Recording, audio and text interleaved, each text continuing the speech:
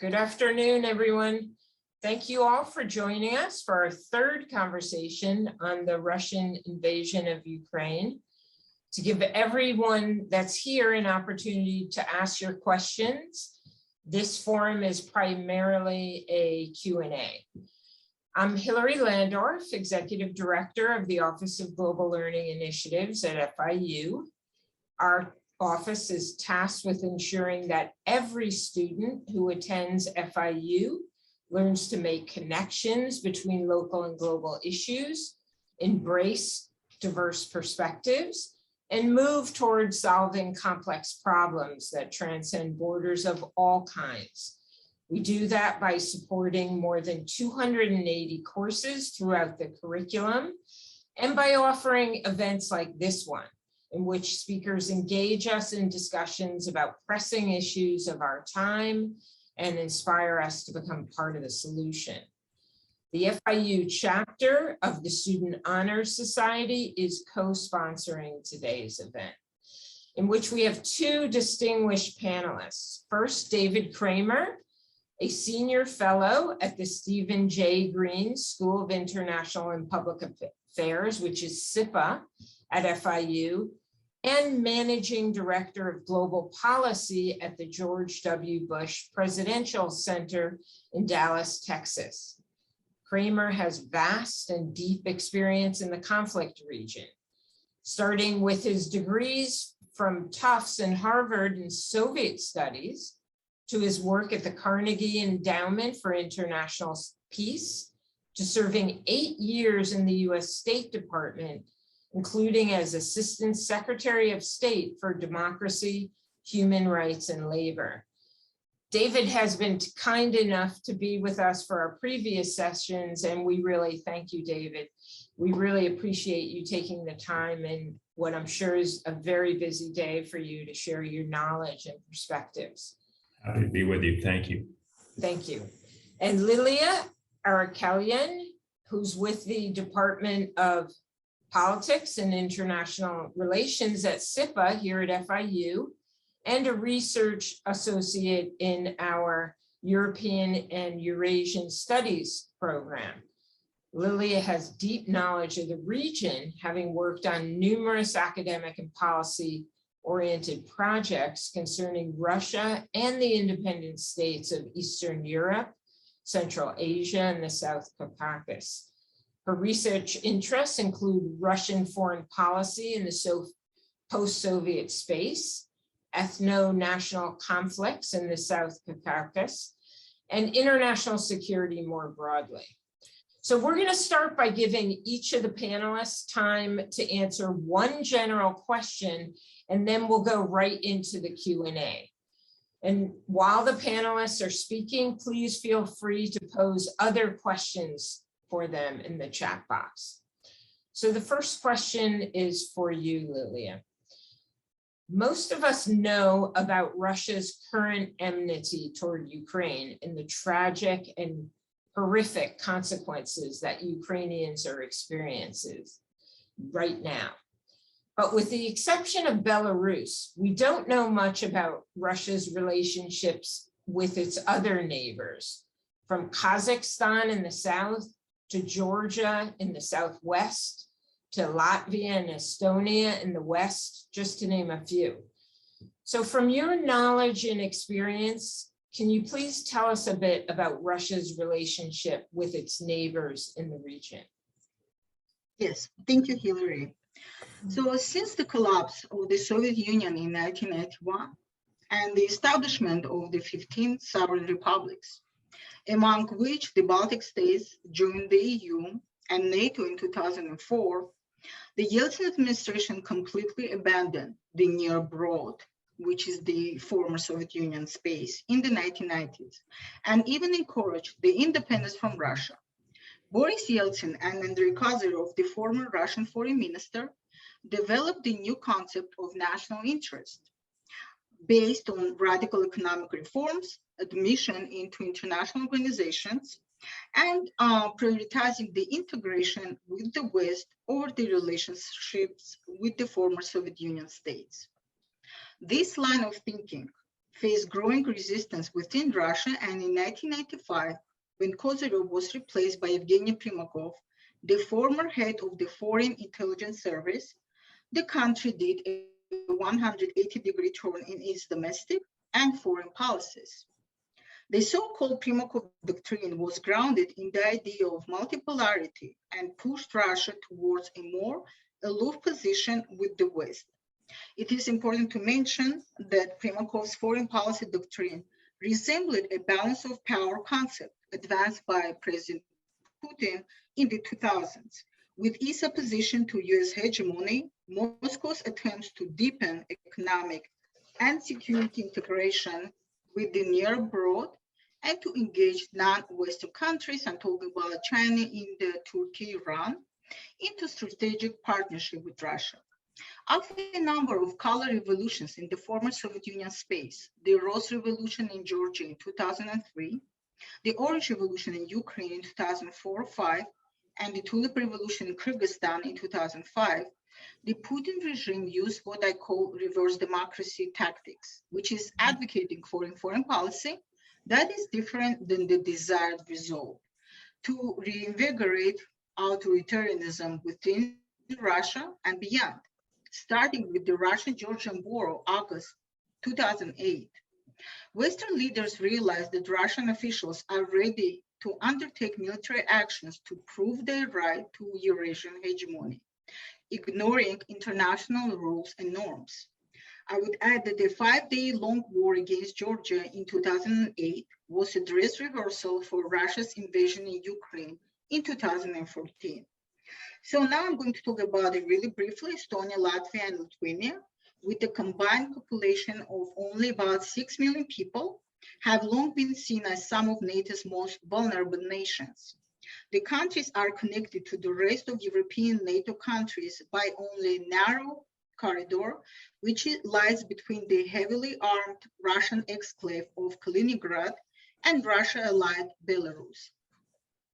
Baltic leaders have long pushed for a permanent basing of US troops, seeing it as the ultimate deterrent against a Russian invasion. There is a possibility that Putin would likely see the establishment of a permanent NATO presence in Eastern Europe as a violation of past agreements, including the 1997 NATO-Russia Founding Act. So Russia's war in Ukraine has unnerved the leaders of Central Asia, a region where Moscow enjoys substantial economic, political, and soft power influence. Kazakhstan, Kyrgyzstan, Tajikistan, Turkmenistan, and Uzbekistan have been careful of endorsing Putin's aggression. Their geographic isolation and continued dependence on Russia for export routes, security assistance, and labor markets also make them reluctant to condemn Putin's actions in Ukraine. No Central Asian country sided with Moscow on the March 2nd or March 24th UN General Assembly resolutions condemning the invasion, either voted to abstain or didn't vote at all. Following the imposition of Western sanctions, Eurasian Economic Union members Kazakhstan and Kyrgyzstan and Armenia from the South Caucasus refused to accept custom duties from Russian rubles. The governments of Kazakhstan, Kyrgyzstan, and Uzbekistan allowed some anti-war protests, permitted civil society groups to collect humanitarian assistance for Ukraine, and prohibited local displays of the Z sign used by supporters of the war. In the Caucasus, my last region that I'm going to talk about, Armenia has historically been a key ally of Russia. Azerbaijan was able to adopt a Russian-style authoritarian model of government, while portraying itself as a Western strategic partner on energy issues and security. Playing off both sides against each other allowed Baku to preserve its oligarchic political system, increasing the country's wealth and military power. Georgia has a nearly 900-kilometer long border with southern Russia, including the breakaway regions of Abkhazia and South Ossetia, whose independence Moscow has backed diplomatically and military since a 5-day war in 2008. Georgia, the only country in the South Caucasus that signed the association agreement with the EU in 2013. After the Russia's invasion of Ukraine in 2022, Georgia and Moldova have formally applied for EU membership. Armenia and Azerbaijan fought a 44-day war over the disputed region of Nagorno-Karabakh that killed thousands in 2020 until Putin brokered a ceasefire deal in November of 2020. That agreement involved Russia sending 2,000 peacekeeping troops to monitor the truce in Nagorno-Karabakh, a largely Armenian populated territory that's recognized internationally as part of Azerbaijan. So 2 days before Russia invaded Ukraine, Putin signed a wide-ranging agreement with President Ilham Aliyev, President of Azerbaijan, deepening their diplomatic and military cooperation. The document binds both countries to recognize each other's territorial integrity, which means that Moscow, a so-called guarantor of Armenian security in the region, sees Nagorno-Karabakh as Azerbaijani territory, which Russia has previously declined to formally do. So it is obvious that signing this agreement 1 day before the Ukraine invasion was not a coincidence. Putin wanted to ensure that Azerbaijan did not get involved in any Western anti-Russian campaign, and Armenia and Nagorno-Karabakh paid the ultimate price for Baku's loyalty to Moscow. Thank you very much, Lillian. Turning to David, from your knowledge and experience, can you give us an update on the war? And if you can, any possibilities you see of breakthroughs? Thanks very much, Hillary. We all, I think, have seen these horrible pictures and images coming from Bucha in Ukraine. We see what's happening in Mykolaiv and Mariupol. The devastation is devastating, if you will. And this is further evidence, it appears, of Russian war crimes and crimes against humanity. And certainly the international community, I think, is coming increasingly to the conclusion that Putin and Russian forces are in fact guilty of such crimes. How Putin and others will be held accountable remains to be seen, but the very fact that such investigations are underway, I think, is a reflection of the barbaric tactics that we have seen Russian forces adopt in this campaign. Ukrainians continue to put up a heroic and courageous fight to defend their freedom, their territory. We see Ukrainians pushing back Russian forces, and we see Russia repositioning its forces to concentrate on the Donbass region and southeastern Ukraine. And I think it is a reminder of how we have underestimated Ukrainians' ability to put up this defense of their country against a wholly unprovoked and unjustified invasion from Mr. Putin.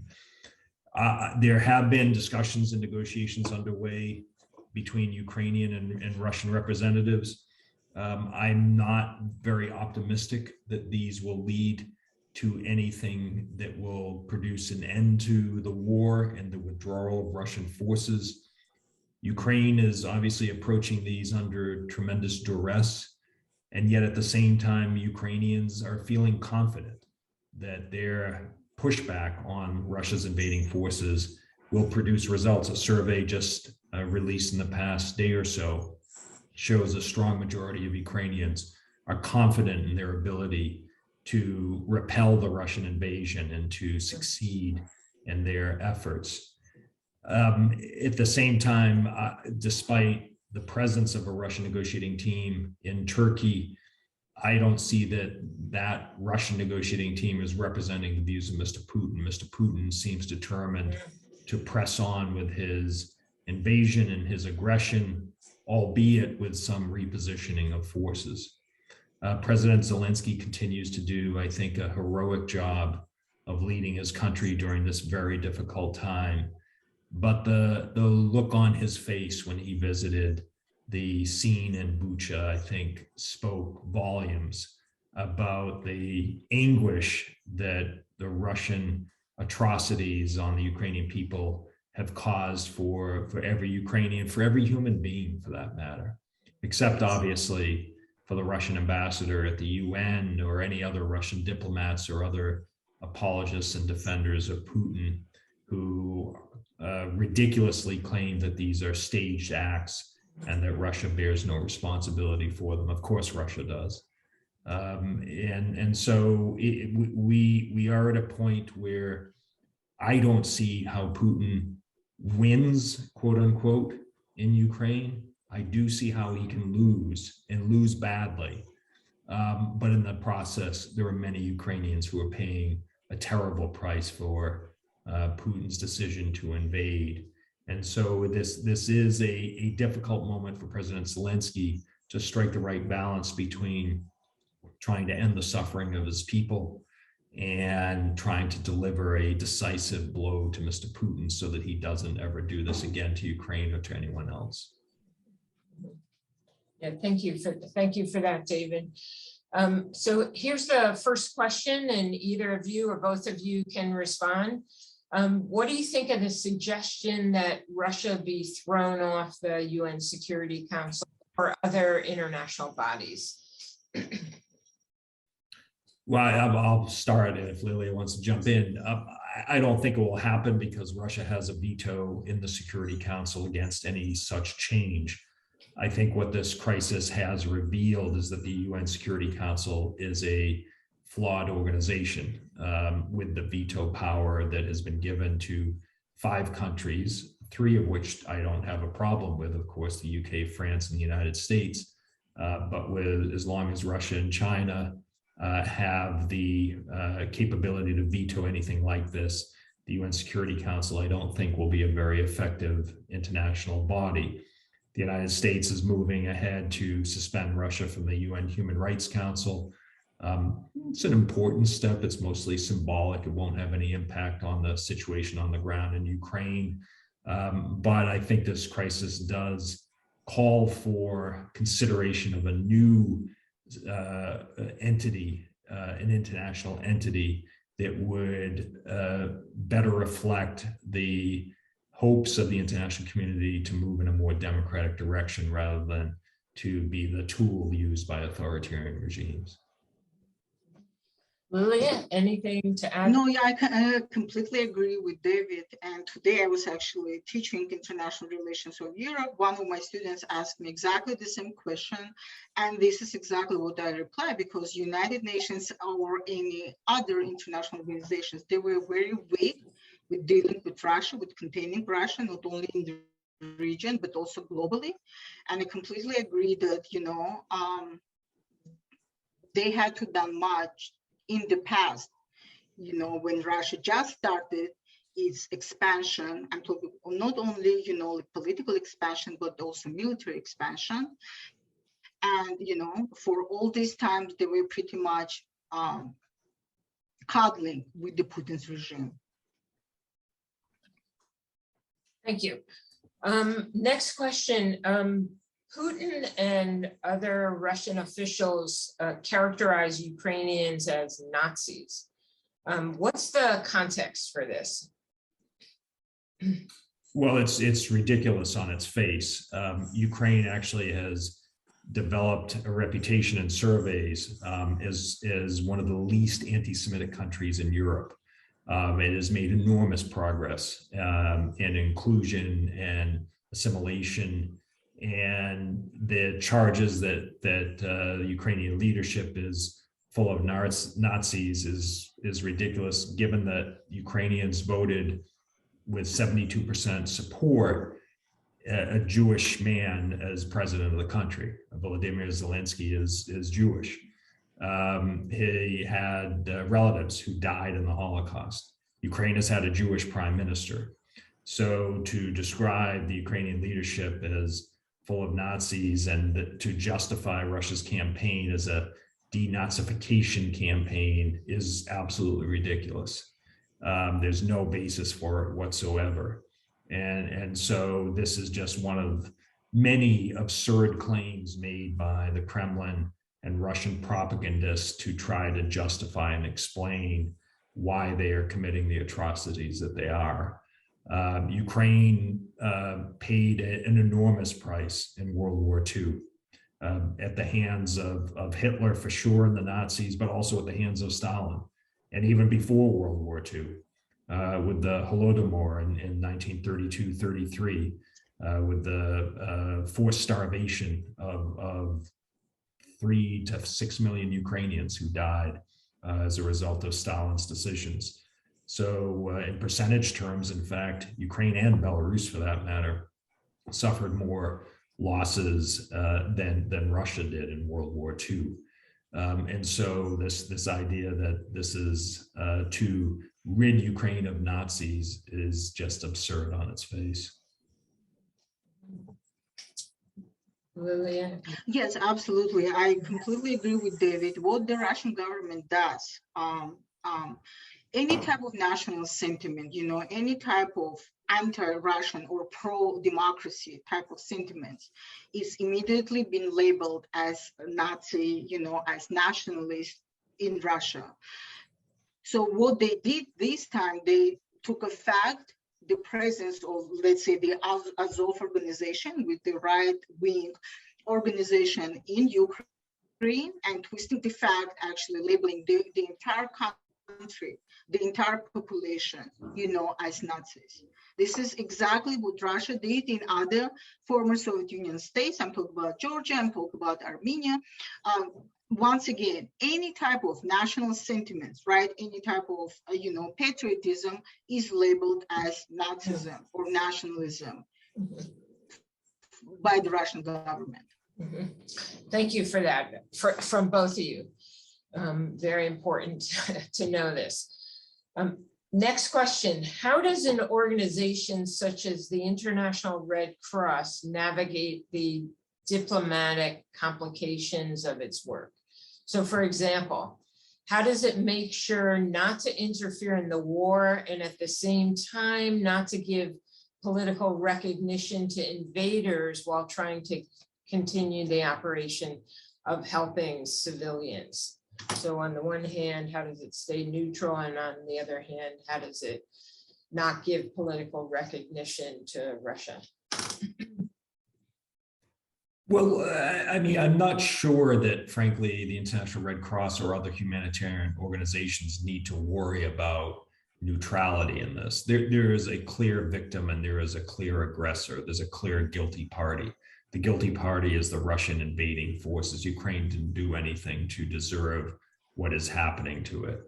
The organizations like the International Red Cross and other humanitarian organizations, I think, have done some tremendous work in trying to provide assistance to citizens in need. The problem has been that the Russian forces have created huge obstacles to humanitarian corridors, either bringing supplies in or trying to bring Ukrainians out of areas that have been under Russian bombardment and destruction. And so it seems to me that this is not a case or an instance where they need to worry about neutrality. They should focus, as they are, and I think deserve a lot of credit for helping people who are facing dire situation. We've seen the images from Bucha. There are Ukrainians starving to death because the Russians are deliberately cutting off food and water and energy to Ukrainians. They're trying to subjugate these communities to their control. And that's something where I think humanitarian groups should not be avoiding judgment. They should be passing judgment, because it's only one side that's committing these atrocities, and that's the side of Mr. Putin. No, David actually completely answered this question. I completely agree that there is only one victim and one perpetrator, and international organizations have to do their job without worrying about any political, consequences of their actions. Thank you. On the issue of nuclear deterrence, some experts are saying that in order to avoid a nuclear war, the West is going to have to ignore or accept the human rights and war crimes that Russia is violating. Do you agree with this, or what should be done? Lily, do you want me to go, or? No, go ahead, and then I will continue. Sure. Yeah. Let's not forget that the United States is a major nuclear weapons power. Russia is not the only one with nuclear weapons. And let me be crystal clear here. I am not arguing that we should threaten Russia with a nuclear weapons attack. The only one who has threatened the use of nuclear weapons is Mr. Putin, is the Russian side. But we should not be driven by fear that he will do so. We need to flex our own muscles, not recklessly, but we need to remind Mr. Putin and the Kremlin and the Russian leadership that the launch of a nuclear weapon, whether tactical or otherwise, and I think tactical is the only thing that we would be talking about as within the realm of possibility, is something that we will respond to in a very serious way. Putin threatens use of nuclear weapons or chemical weapons or anything else in order to try to paralyze us, to try to tie our hands, and to try to get us to back off, that we will be fearful that any moves on our part will be viewed as provocative. He's already invaded Ukraine. They're already committing war crimes, and we cannot look the other way amid these egregious human rights violations, amid these crimes against humanity, these war crimes. If we pretend this is not happening, if we just ignore it out of fear that it will lead to a direct confrontation between the United States and Russia, we will rue the day that we do so. The phrase coming out of the Holocaust was "never again." Well, guess what? It's happening again. And so I think we have an obligation as part of humanity to respond and to do something in the face of this. And we can't be paralyzed by fear that Mr. Putin will do something. Yes, as David say, it's not only Putin, it's also the Russian Foreign Minister, Sergei Lavrov. When he was recently giving an interview, he said that if the United States or any other NATO state is going to intervene in the Ukrainian war, is going to be World War III, which is going to be a nuclear war. So I do believe that it's completely outrageous that the Russian government is threatening the entire world in order to continue, its war crimes in Ukraine. And I do not think that not the United States or not, any other Western allies, they have to be afraid of, sending assistance to Ukraine, defending and supporting Ukraine. And in order, as I mentioned before, I do believe that if in the past, when Putin started, and it wasn't only started with the Georgian war in 2008, the Putin's government committed crimes also in Chechnya. I'm talking about the second Chechen wars, right? And the entire international community, international organizations, they basically did nothing. People who talk against this war, one of them is one of my favorite Ukrainian journalists, Anna Politkovskaya. She got killed. Any person who went against Putin, crimes in Chechnya, in Georgia, in Ukraine, they face consequences. So this is the weapon that Putin always used, blackmailing or threatening, and the international community this time should be, very resistant to that. And Hillary, can I just, Yeah, please. I think Lilia touches on a very important point, just to reinforce that. And it's something I think we've covered in the previous sessions that you've hosted here. The Putin came to power through a brutal campaign against Chechens. Chechens, by the way, are Russian citizens. He did this to his own people in 1999 in response to four very suspicious bombings of apartment buildings that killed 300 people He then launched a brutal military campaign in Chechnya, leveled the capital, Grozny. And I think it's important not to forget that, because it is indicative of who Putin is.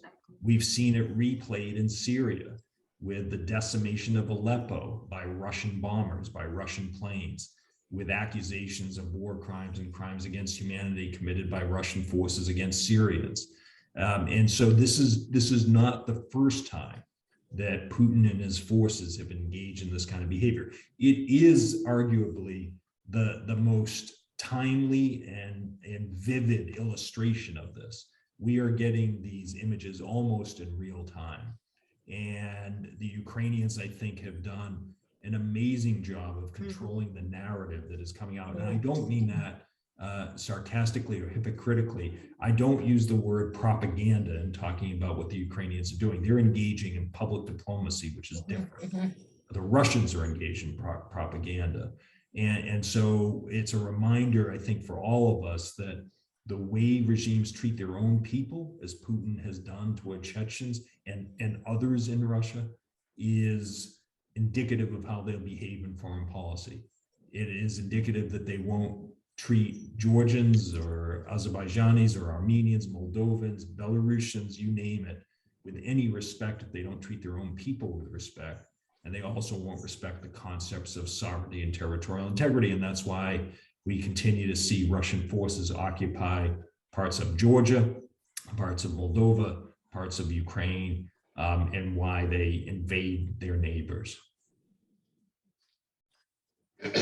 Yes. So jumping off this last question and David, your answer to it, what can the U.S. do differently in order to forge peace in the regions? Well, look, it's an interesting question, and at the heart of the question is, how do we restore peace? The challenge might be, we can't restore peace until Ukraine wins this war, until Putin is defeated.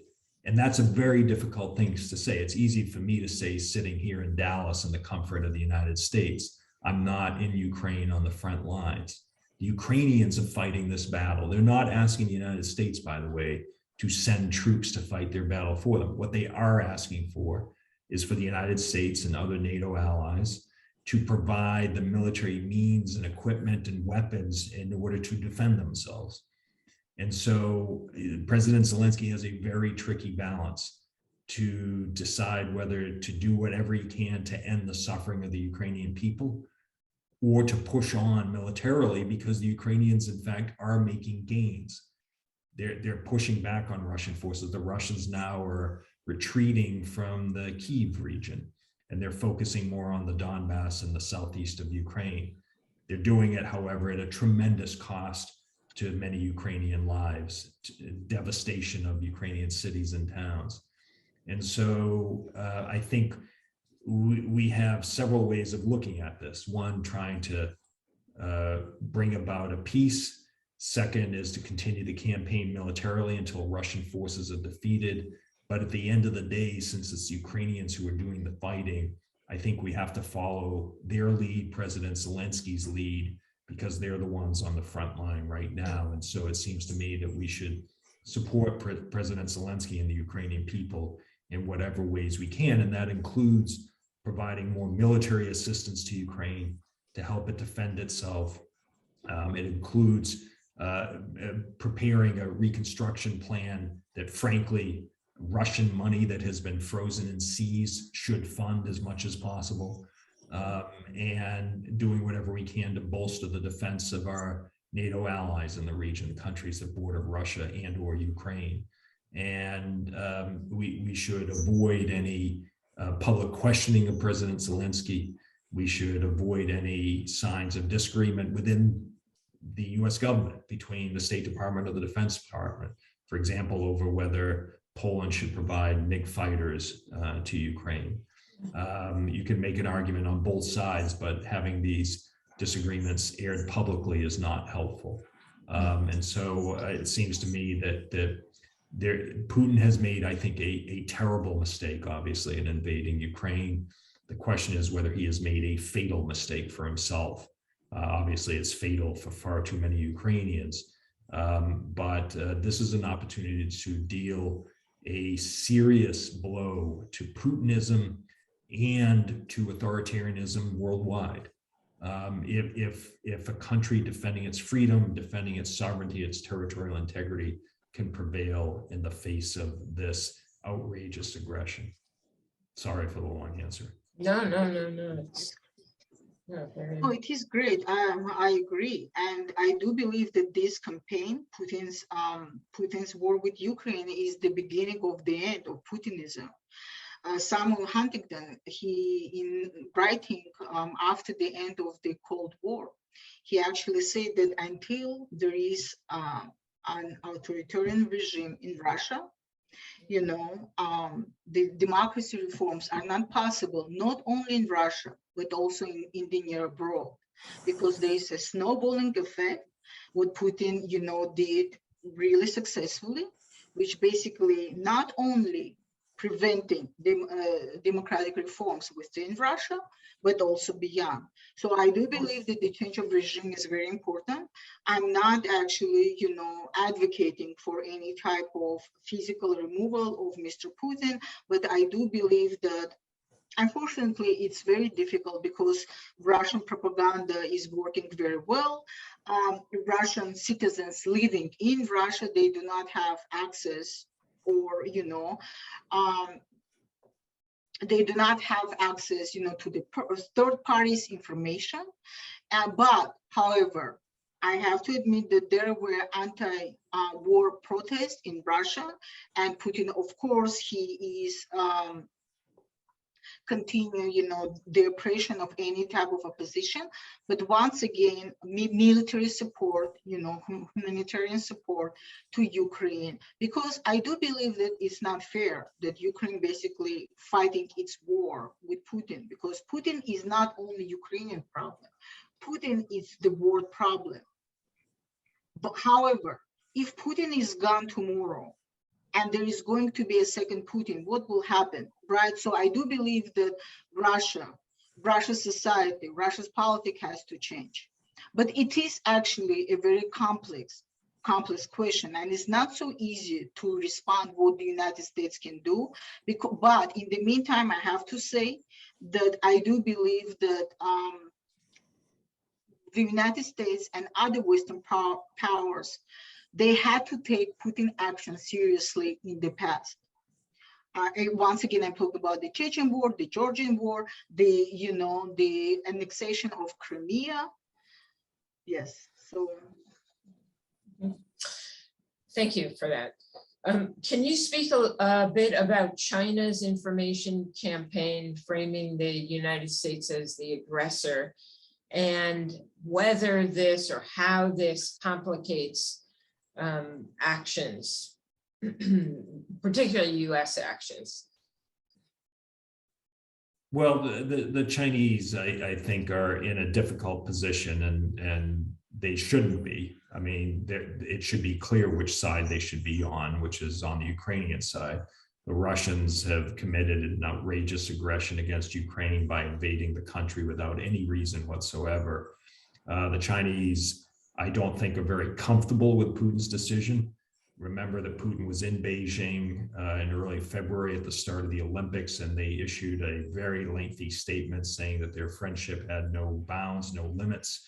But the Chinese did not vote against the resolution in the UN General Assembly in early March. They abstained instead. And so I think that reflects that the Chinese are not very comfortable with what Putin has done. I think they're also have been properly warned that any help to Russia to evade the sanctions will be punished, and they should be punished if they help Russia evade the sanctions. To describe the United States as the aggressor in this conflict is, of course, absurd. The only aggressor in this conflict is Mr. Putin and the Russian side that is fighting for him. So there's no moral equivalence here. And the Chinese, I think, should be much clearer in their position. I think the Chinese also run the risk of alienating the Europeans, who have been more solicitous of the Chinese than the United States has. And they've also had an important relationship with Ukraine. And Ukraine, remember, is a country of 43 million people. It's the largest country in Europe geographically. And so the Chinese, I think, should be very careful before they side with the Russians against either Ukraine or the rest of the international community, for that matter. China as always is acting as a mediator, but in the meantime, China is using this war for its own advantage, because as we know, China in foreign policy, in diplomacy, prefers actually to keep a low profile in order to, gain some economic power. China is not a military power. China is an economic power. And that's why I do believe that there was an agreement between Mr. Putin and Chinese president in order to delay war after, the Olympics end. And as I said, China is in a very delicate position, as David mentioned, because on the one hand, China doesn't want to to threaten its relationship with Russia. But on the other hand, China understands that the war in Ukraine is going to affect not only world politics, but also international economic system, right? And world economy as well. And for China, this is very important. So I do believe cooling, and I would like to mention that, okay, China, which has always historically, and especially President Jinping, had very close relationship with Russia, but what about other European Union states? For instance, I'm talking about Hungarian Prime Minister Viktor Orban, who also, openly sided with Mr. Putin, or Serbia also, sided with Mr. Putin. So it is very alarming that not only China, but also even some of the European Union states is actually openly siding with an aggressor in this case. So thank you for that. Speaking of sanctions, economic sanctions some are taking effect and new ones are being levied, I think even maybe today or very soon. Do you perceive that the sanctions are making any progress or having any positive effect? Yeah, I mean, today the United States announced that they were sanctioning the adult children of Mr. Putin. They've also sanctioned the wife and daughter of Russian Foreign Minister Sergei Lavrov, and also Dmitry Medvedev and the Prime Minister Mikhail Mishustin. Isolating, or rather sanctioning Putin, I think, is exactly the right thing to do. He is guilty of war crimes, in my view, does no longer belong in the polite company of other international leaders. And I would hope that before too long, an indictment would be handed down either by the International Criminal Court or some special tribunal. Russia's not a member of the ICC, nor is Ukraine, nor is the United States. But that shouldn't stop the ICC or some special tribunal from proceeding and indicting Putin for responsibility for these war crimes. And that would mean that anytime he travels outside of Russia, he runs the risk of being apprehended and sent wherever the trial might be conducted. I'm not saying that is likely, but denying Mr. Putin these opportunities and going after his money. There aren't bank accounts with his name on them, of course, but I think the US intelligence community and the Treasury Department have a better understanding of where Putin keeps his assets than at least they used to when I was in the government. And the other thing is the Russians didn't prepare for these sanctions very well. They kept half of their foreign currency reserves overseas, which left them vulnerable to freezing and seizing by the United States and others. And so Putin grossly underestimated the response of the international community. I think, did not expect the immediate impact of the sanctions, which led to the drop in the value of the ruble. He also we've seen Russian interest rates go up. The key, though, is to keep hitting them with sanctions.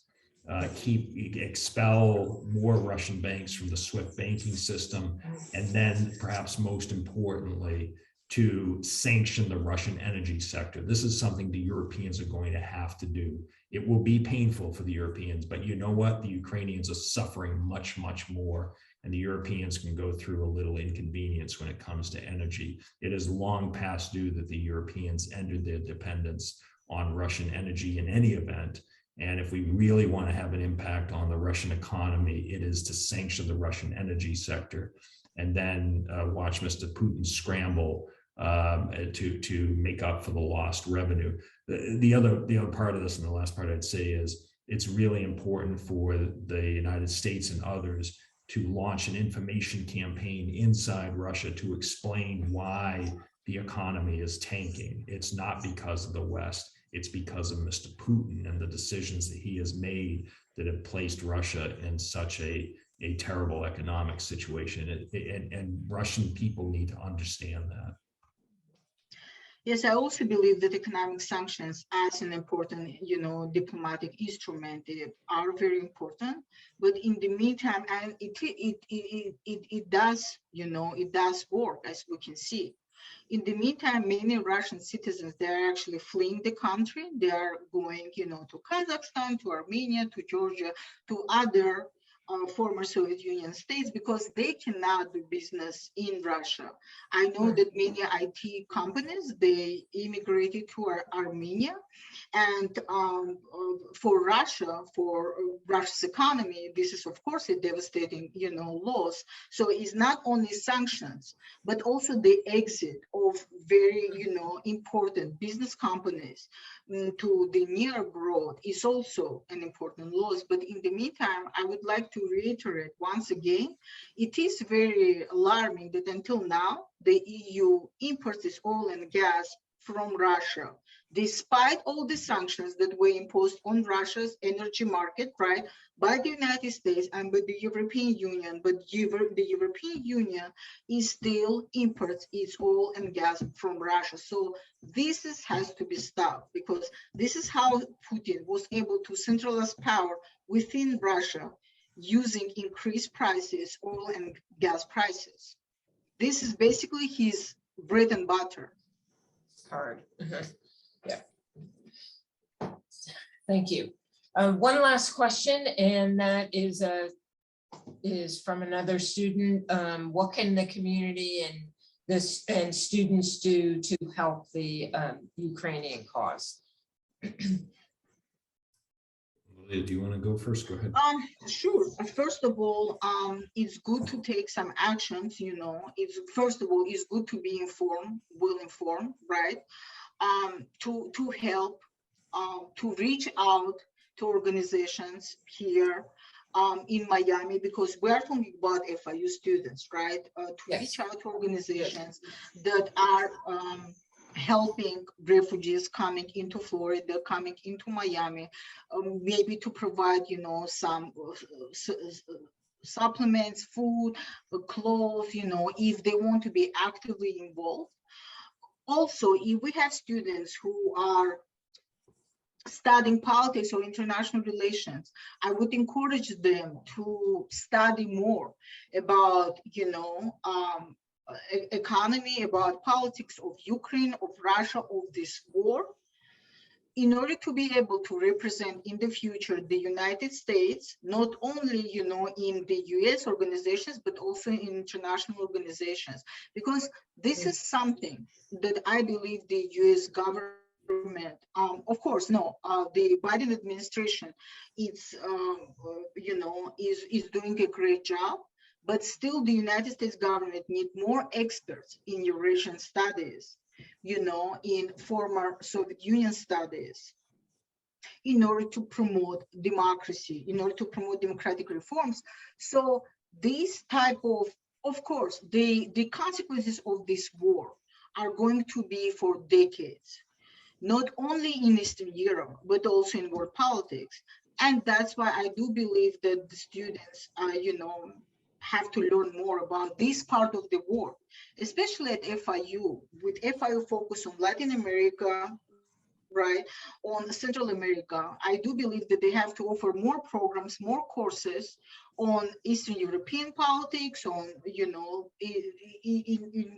to learn more, not only about this particular war, but about the history and politics of the region. So glad you said that, Malia. Thank you. David?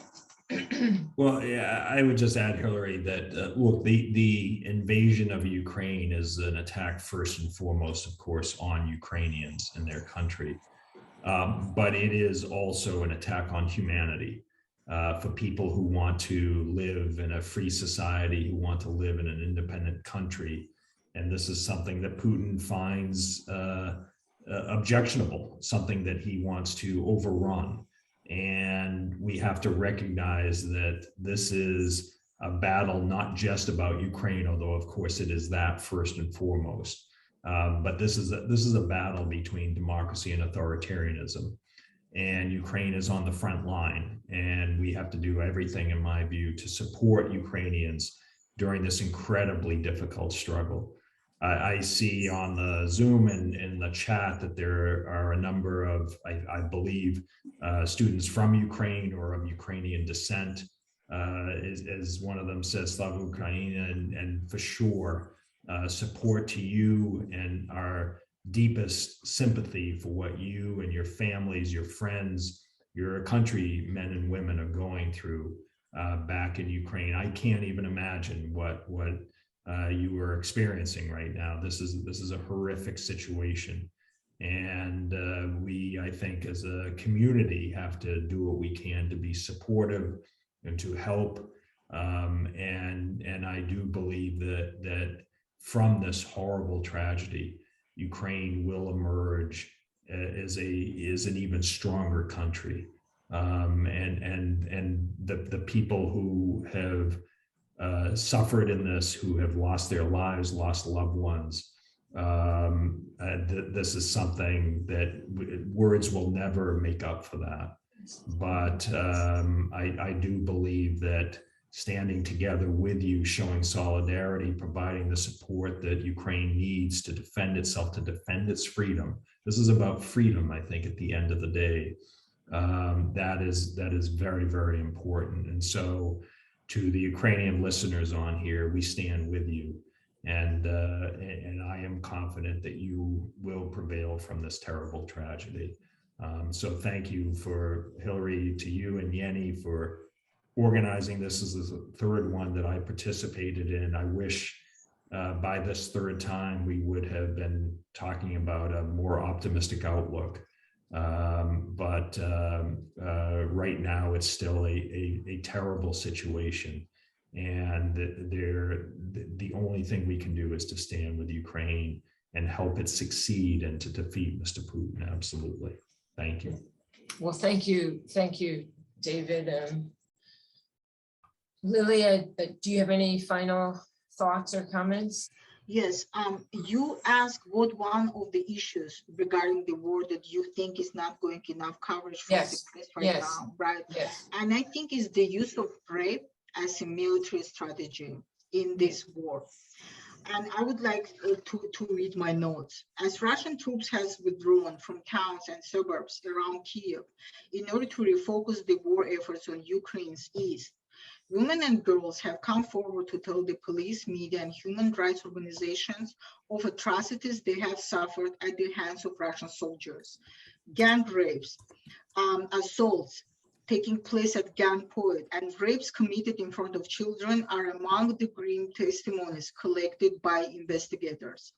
Rape is an underreported crime and stigmatized issue even in peaceful times.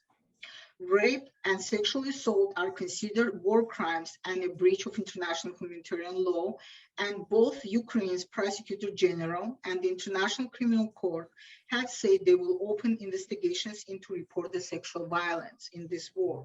But what currently seems like a far-off possibility of justice has done little to mitigate Ukrainian women's fear of what may yet happen in a war that is far from over. Mhm. Thank you, Hillary. Yes, thank you. David, would you like to answer that, or the issue regarding the war you don't think is getting enough coverage from the press right now? Look, I think news outlets like CNN and others have done a terrific job. And I think showing the images that make you want to look the other way is really important to do. We do need to see and understand what is happening to people on the ground. And as difficult and painful as it is, imagine being there in Ukraine on the ground. This should have never happened. And it's happening to a country that deserves much better, that has been trying to move in a more democratic direction with ups and downs. But it's a country, no country deserves what's happening, and Ukraine deserves nothing but our support. And so I do want to salute, I think, the journalists who are bravely covering this story at significant risk. And I think they've done a very good job. And then when this settles, whenever that is, we will have to look at the situation and figure out how could we have let this happen, and what can we do in the future to make sure it never happens again. Well, thank you again, both David and Lillian. Your answers are very illuminating, and your knowledge is really respected and appreciated by us. And thank you everyone for joining us for this and a continuing conversation. Thank you. Thank you. Thank you, Hillary, for the opportunity. Bye.